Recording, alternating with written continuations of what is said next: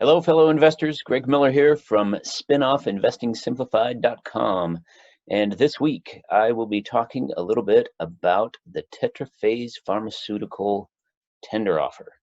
Check it out. Hey, everyone. This is Greg Miller from Spinoff Investing Simplified. I'm your host here at Spinoff Investing Simplified's YouTube channel. And I appreciate you stopping by and taking a look around. If you appreciate this video or any of the others, please subscribe to our channel. We would love to have you along. We also appreciate your comments, and smashing that like button helps us out with the YouTube algorithm. We sure appreciate your time with us and hope you enjoy this video. Thanks a bunch. So over the past 6 months, or approximately 6 months, Tetraphase has been targeted as an acquisition. This began on the 16th of March when AcceleRx offered a merger price of 0.6303 cents per share and one contingent value right per share.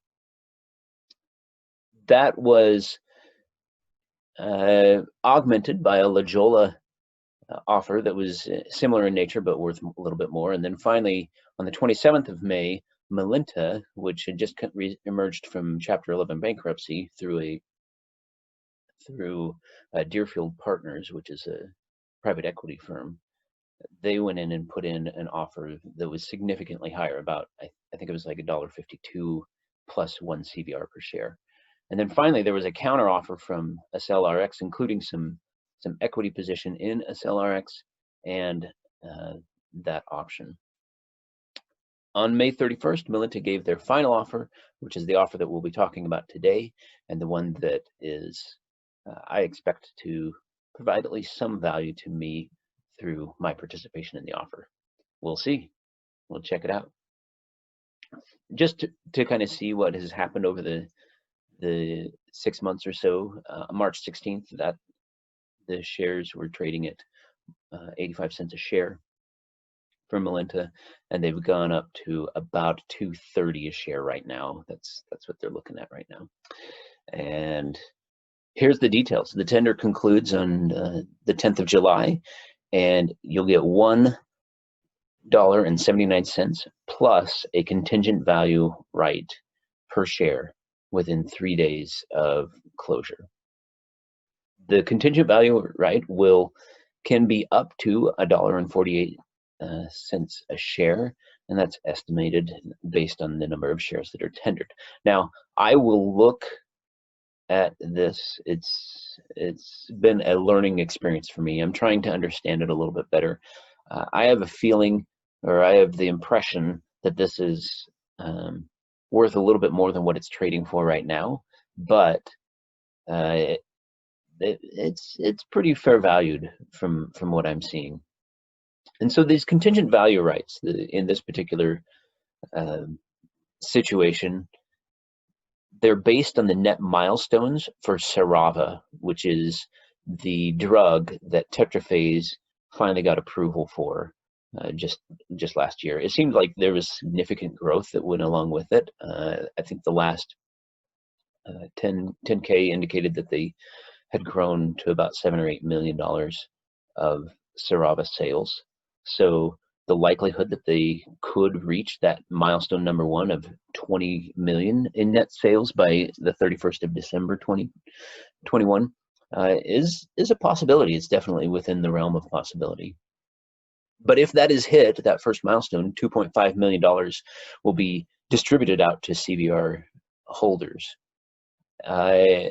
Milestone numbers 2 and 3 are a little bit longer term. It's 35 million by December 24, or 55 million by December 24. Now, if all 3 of them are met at once, then all 3 of them would be paid out at once. So basically, it's the year end, and then, hey, we're going to pay out what happened based on the performance of this particular drug.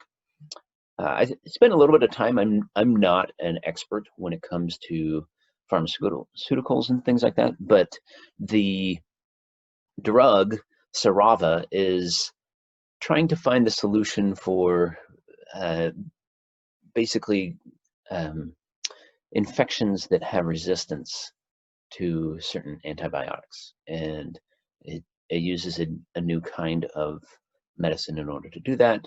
It seems like it's a pretty, I mean, obviously all I've read is what the company puts out and what little I can find online about this, but it seems like it's a very specialized niche item that allows them to do it.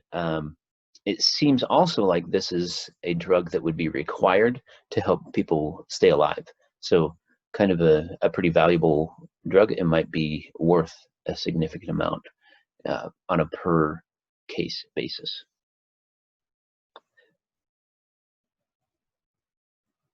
Just to let you guys know where I'm at with this, my entry into this particular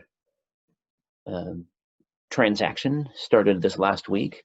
I bought 4,100 shares at $2.17 a share. Now, this is part of my, I'm trying to have about $10,000 for doing these types of offers, tender offers and things like that.